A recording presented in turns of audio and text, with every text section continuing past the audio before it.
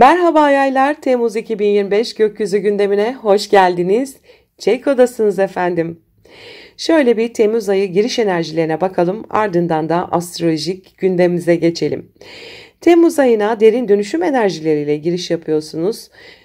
Güneş ve Jüpiter Yengeç burcunda ve haritanızın 8. evinde. Bu etki maddi manevi ortaklıkları, krizleri, borç alacak dengelerini ve duygusal dönüşüm alanlarını aydınlatıyor. Elinize beklenmedik bir para geçebilir, bir borç kapanabilir, bir kredi çıkabilir ya da önemli bir maddi destek alabilirsiniz. Birden bir miras ortaya çıkabilir mesela. Psikolojik olarak da sizi yoran bir bağımlılığı bırakma ya da derin bir duygusal iyileşme yaşamanız oldukça yüksek. Merkür ise Aslan burcunda 9. evinizde ve zihinsel olarak daha ilhamlı ve idealist bir yapıdasınız. Uzaklarla ilgili haberler, eğitim planları, akademik gelişmeler ya da seyahat fikirleri gündeme gelebilir.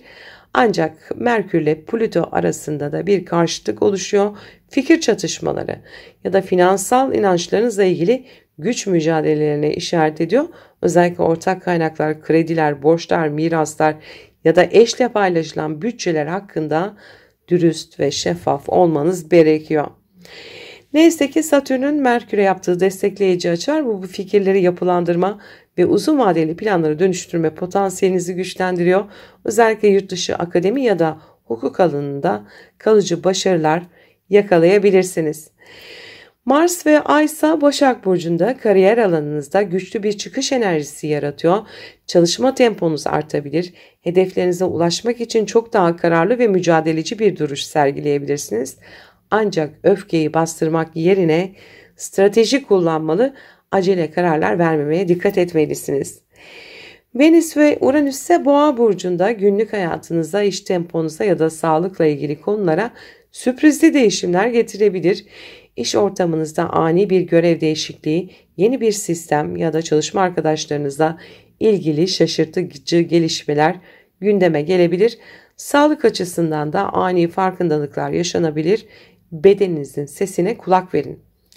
Satürn ve Neptün ise Koç burcunda 5. evinizde yaratıcılık, aşk ve çocuklarla ilgili konuları hem yapılandırıyor hem de sezgisel olarak besliyor. Kalıcı bir ilişki kurmak, yeteneklerinizi profesyonel bir alana dönüştürmek veya çocuklarla ilgili uzun vadeli sorumluluklar üstlenmek gündeme gelebilir. Ay düğümlerimizde Balık Başak aksında sizi mükemmelliyetçilikten arındırıp daha sezgisel, daha duygusal, daha kabule açık bir yaşam tarzına yönlendiriyor. İş ve kariyer konularında kontrolü biraz bırakmanız, hayata güven duyarak ilerlemeniz gerekiyor. Güneş ile Mars arasında uyumlu açılar var. Dönüşümünüzü iş hayatınıza güçlü bir şekilde yansıtmanızı sağlayacak. İçten içe büyüyen motivasyon dışarıda başarı olarak kendini gösterecek. Cesaretiniz ve içgörünüz birleştiğinde sizi kimse tutamaz. Sonuç olarak Temmuz ayı giriş enerjileri sizler için dönüşüm, yükseliş ve zihinsel geliştirme zamanı diyor. Maddi ve manevi anlamda derinleşirken kariyerinizde önemli sıçramalar yapabilirsiniz. Gökyüzü sizi kendi potansiyelinize bir adım daha yaklaştırmaya çalışıyor. Şimdi giriş enerjilerimiz Temmuz ayına bu şekildeydi.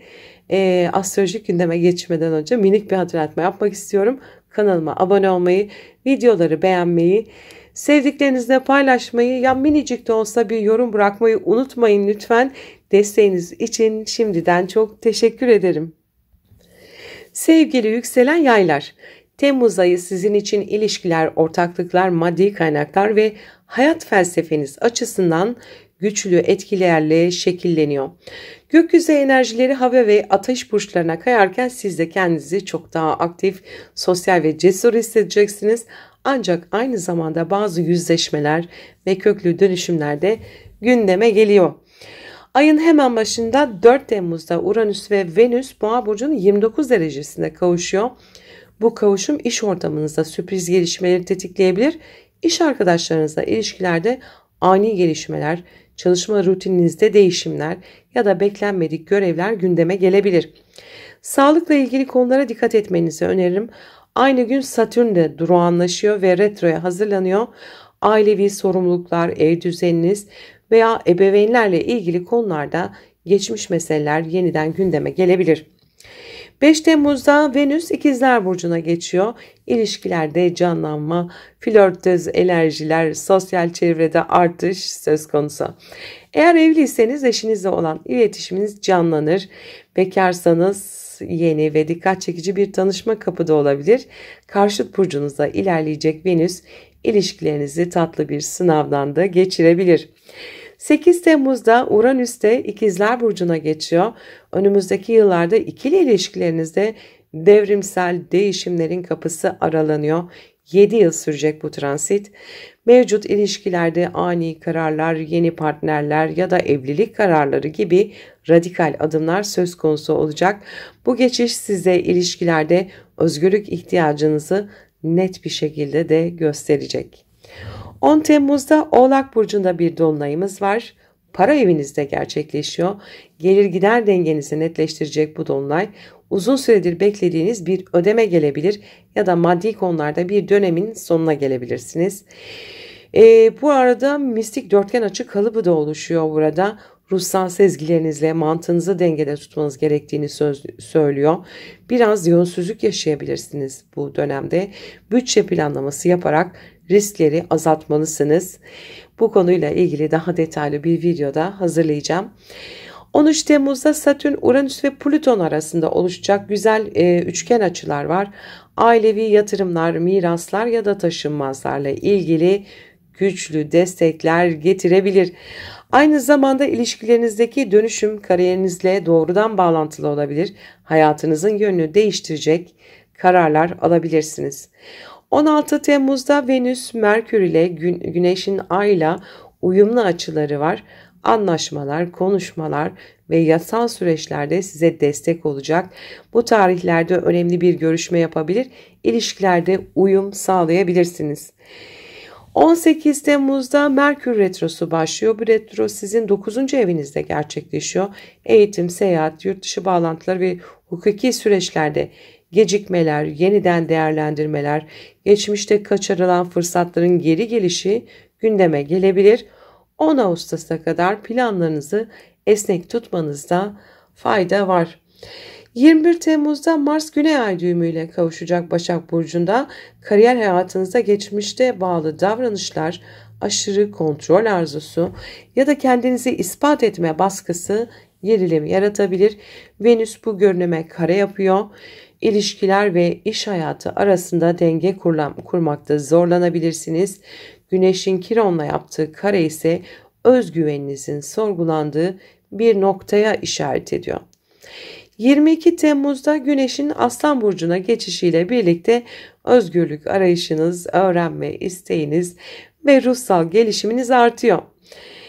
Uzak seyahatler, bunların planları, akademik hedefler ya kişisel gelişim alanında atılımlar için destekleyici bir dönem başlıyor sizin için. 23 Temmuz'da Güneş ile Plüton arasında bir karşıtlık oluşuyor. 29 Temmuz'a kadar da devam ediyor bu açı. Eğitim, medya, iletişim ya da yolculuklar üzerinden bir güç savaşı yaşanabilir. İnançlarınızı sorgulayabilirsiniz. Bazı fikir ayrılıklarıyla yüzleşebilirsiniz. Özellikle dijital platformlarda çok dikkatli olun. 24 Temmuz'da Aslan Burcu'nda bir yeni ay var.